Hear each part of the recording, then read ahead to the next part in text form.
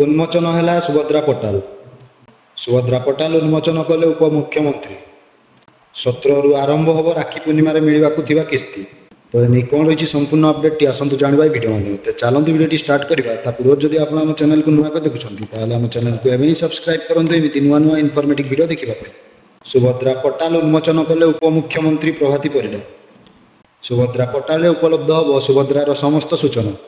Subhadra portal subhadra.odisha.gov.in किसी तथ्य जानवा चाहूँगे पोर्टाल रे ही जानी हम कहले प्रभाती।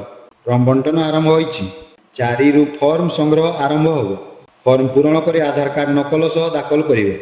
मो सेवा केन्द्र व जनसेवा केन्द्र में फॉर्म दाखल करेंगे। फॉर्म बंटन और दाखल संपूर्ण मागणार हेबो।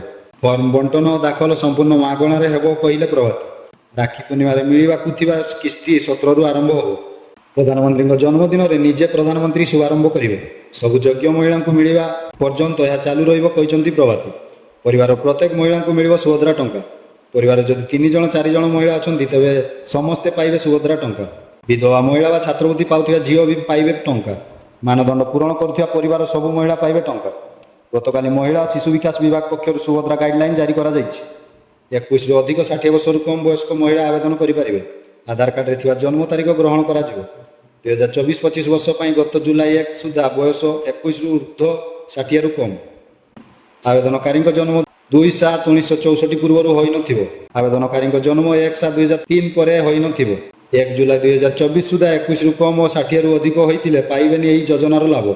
मुख्यमंत्री घोषणा अनुसार राज्य में 21 रु 60 वर्ष महिला मानक एही योजन सामिल करा जिवो।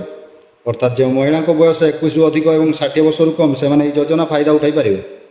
यह योजना राज्यर प्राय 1 कोटी रु अधिक महिला यह योजन उपकृत हो पारे।